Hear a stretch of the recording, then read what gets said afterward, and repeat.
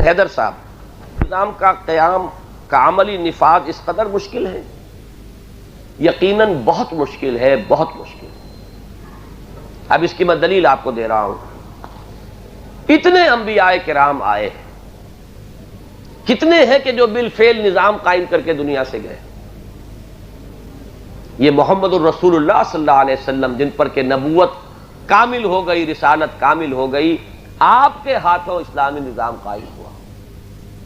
معلوم ہوا یہ بڑا مشکل کام ہے۔ اور میں نے ایک جمعے میں تقریر کی تھی، اس کے کیسٹ بھی بعض حضرات نے سنے ہوں گے۔ میں کبھی نہ مانتا کہ یہ کام دوبارہ ہو سکتا ہے۔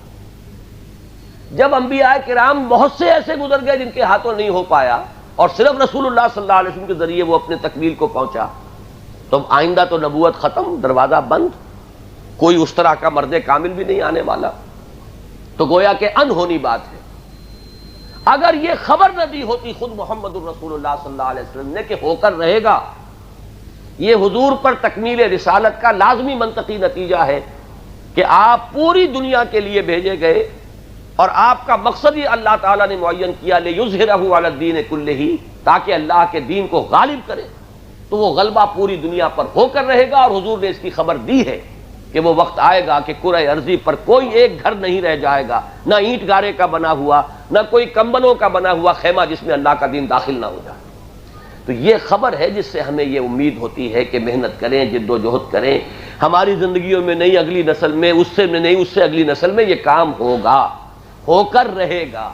اور دوسرے یہ کہ یہ ہمارے ذمے لگا دیا گیا ہے کہ اس کے لیے جد و جہد، تن من دھن لگا دینا، یہ تمہارے ایمان کی صداقت کا ثبوت ہوگا۔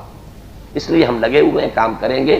باقی اسے آسان نہ سمجھیے، بہت کٹھن کام ہے، اس لیے کہ مادیت کی ایک رو چل رہی ہے۔ آپ اس بہتی گنگا کے اندر آپ بھی سوار ہو جائیے، you can ride a wave, اور کسی لہر کے اوپر سواری کر کے آپ آگے پہنچ جائیں گے۔ روٹی کپڑا اور مکان، مادیت کی اس رو کے ایک بڑی زبردست جو اس کی لہر تھی، اس کو رائڈ کر کے بھٹو صاحب پہنچ گئے۔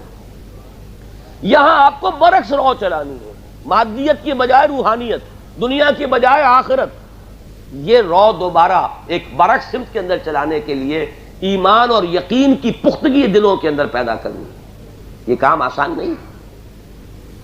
تو میں آپ کو مایوس نہیں کرنا چاہتا، لیکن یہ کہ آپ کم سے کم میری مثال اپنے سامنے رکھ لیجئے۔ میں اس درجے اس کی مشکل کا قائل ہونے کے باوجود اپنے آپ کو اس میں کھپا رہا ہوں، اس لیے کہ یہ فرض ہے میرے اسلام کا، میرے ایمان کا، اس کا اللہ تعالیٰ کے ہاں قابل قبول ہونے کے لیے یہ معیار ہے کہ تم نے میرے دین کے غلبے کے لیے تن من دھن لگا دیا کہ نہیں۔ لہذا اپنے فرض کی ادائیگی کے لیے لگے ہوئے۔